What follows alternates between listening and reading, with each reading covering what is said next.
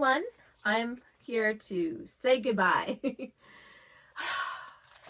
been hard. I'm gonna miss it. It was one of my children's favorite books. And while I've read insane numbers over the years, this one got one of the highest levels of views and one of the highest levels of being read. Aw. Sad. Anyways, Aurora and Ariel. Here we go. So you could see, like, this is pretty rough. We are missing the chunk of the page. Once upon a time, in a faraway land, lived a happy little child who didn't know she was a princess. Anyone? Everyone. We are all princesses. I was that child. Well, good for her. She was that child. There, 3 kind women raised me in a tidy little cottage in the woods. Little did I know that they were really fairies. She probably knew. There probably were a few hints.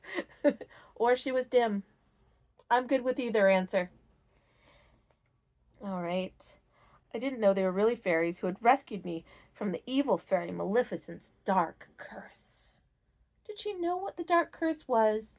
Did she know why she had applied the dark curse? I get context. But then again, like, who's going to question the people who raise you in that respect? You're going to believe what you're taught. There, Maleficent tricked me into going up into a high tower. So obviously, we have missed a portion of the story. Because obviously, some of the pages are missing. I told you, it's rough. We're saying goodbye. We're saying goodbye. Oh, all right. Where a spinning wheel glowed in the darkness. Well, okay, I'm going to move this because, like, let's see. Okay, so here's part of what we missed there. And there's an owl here, just a lone owl, sad for the world. I'll just do this. And then let's look at our good friend Aurora, or Briar Rose. I personally think that she should have gone by the name she was raised by, but who am I to judge? Look at the look on her face. Does that look like the look of someone who's, like, anything but a little angry? Like, I don't know why, but I must touch this. My hand is out. And seriously, what normal person says, hey, there's a sharp thing in my periphery. I want to be a part of that. I want to apply my hand onto the sharpest, nastiest thing I can find. But, judgment is wrong. All right, this is all falling apart here. I pricked my finger on the spindle because, she listened to that intrusive thought and was soon sound asleep. All right. And now we just see she's with her prince. No follow-up, no knowledge about what happened. But, like, look at his face.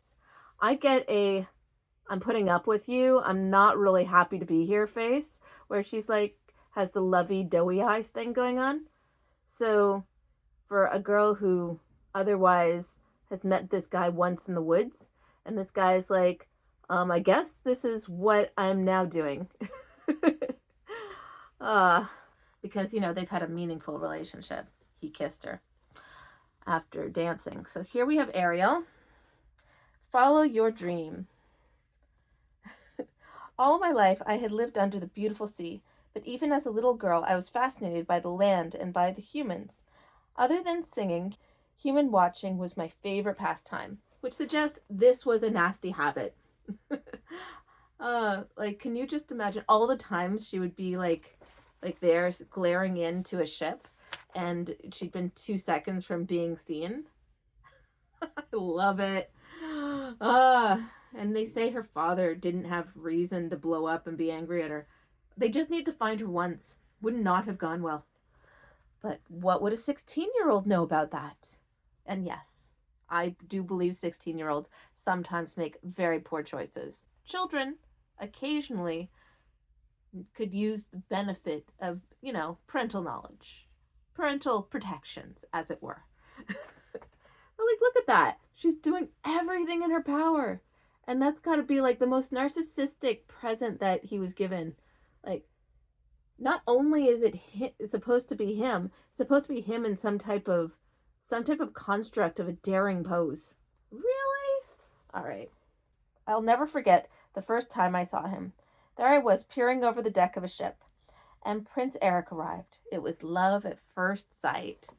Really now.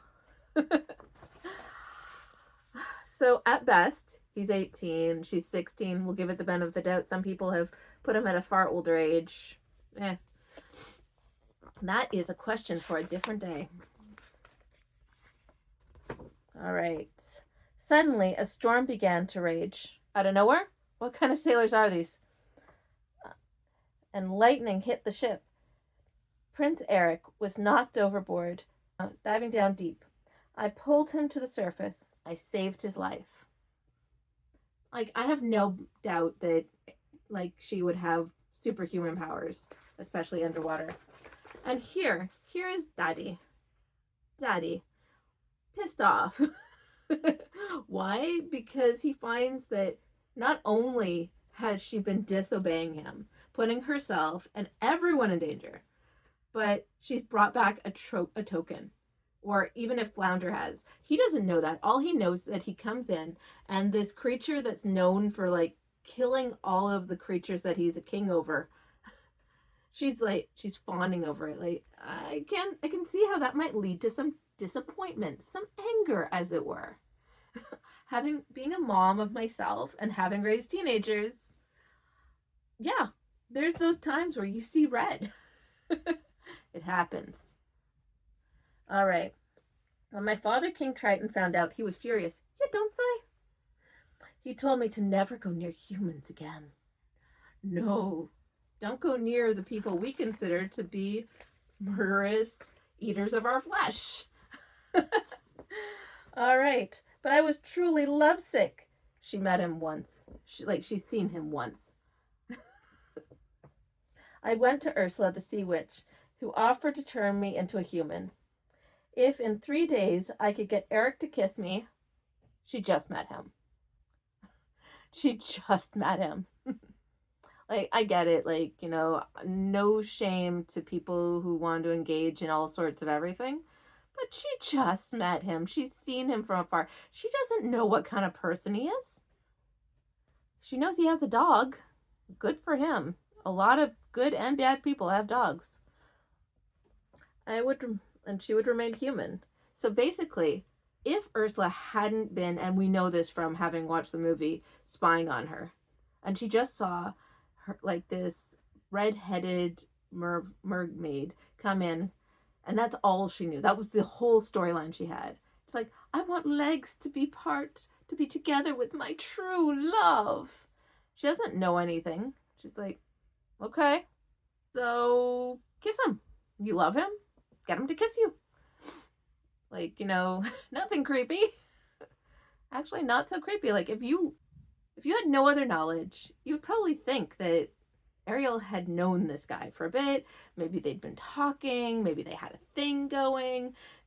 He was really into the fin, and she was really into his legs. And they thought, we can make this work, but there's only this one barrier. And then he's like, I could just see in that scenario him being so disappointed.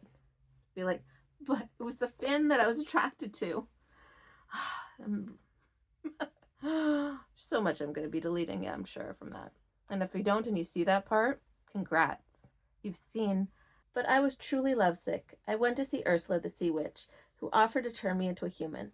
If in 3 days I could get Eric to kiss me, I would remain human.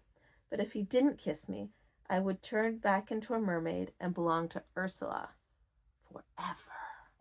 But as far as Ursula's goes, like, the only reason she has any clue that Ariel's behaving stupidly and she can capitalize on that is because she's been spying on her.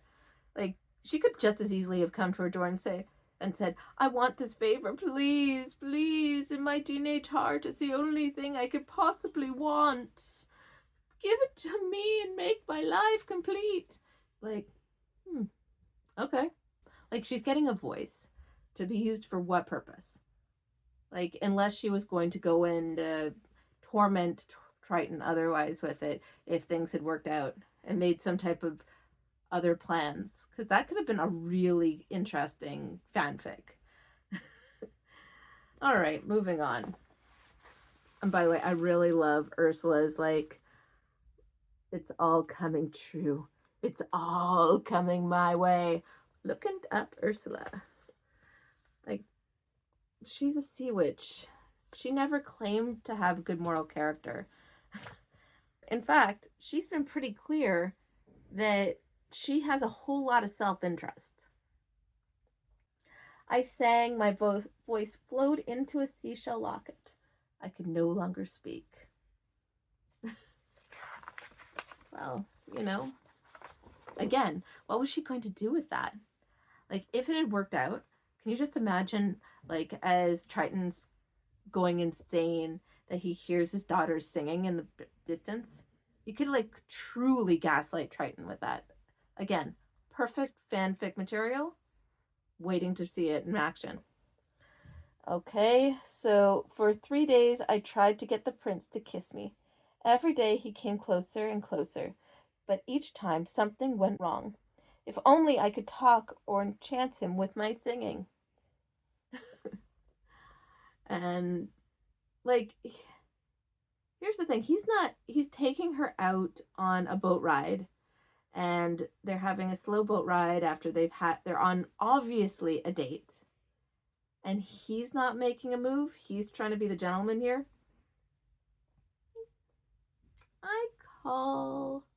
I call questionable question. All right, so here.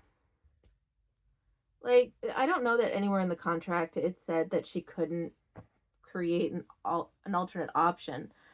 Like, because the thing is that he could still have been a jerk and kissed them both. Like, but the trance that I assume he was under based on, knowing the movie. On the third day, I heard that Prince Eric was getting married. Can you just imagine though, like your whole castle is going on all happy that there's this redhead that he's into, and then he just says, "Yeah, I'm getting married to this brunette. I'm doing it now, and you will be no questions." Like, I mean, in those times, I'm sure you went with the flow, but I mean, would you do that, or would you have the 18-year-old, take a minute? Again, assuming he's 18. I know some people have put him at 35, but I prefer to think 18 because of Ariel's age. So someone named Vanessa. She chose well. I like the name. She had enchanted the prince with her golden voice. It turned out that Vanessa was really Ursula. No, not like, I don't know. Like, the Vanessa character is nice, but the Ursula has her charms. And of course, the voice was really my voice. When all my sea and bird friends heard this, they rushed to the wedding and attacked Vanessa. I don't know that was fair. Amusing, but unfair. Her locket crashed to the ground, and out flew my voice, which magically returned to me, which I don't know that she has rights to, but she has access. Kind of. So when the prince heard me speak, he knew that it was me that he loved. Fickle love, well, dear gentleman. Like, but then again, you've known Vanessa for almost as long as you've known Ariel, so I mean, fair game. Fair game. From that day on, we have lived most happily ever after. With all their servants and presumably responsibilities on a royal level. Yeah, maybe they never saw each other from that point on.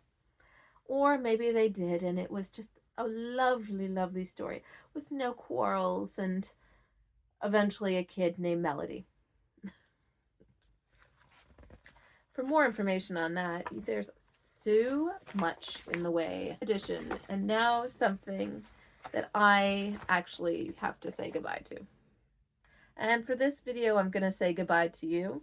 Thank you for watching it. Thank you for following my little nonsensical, nostalgic moment before the physicality of it leaves my hands forever. Thank you. You are cared about. You are loved. If you want to, like and subscribe.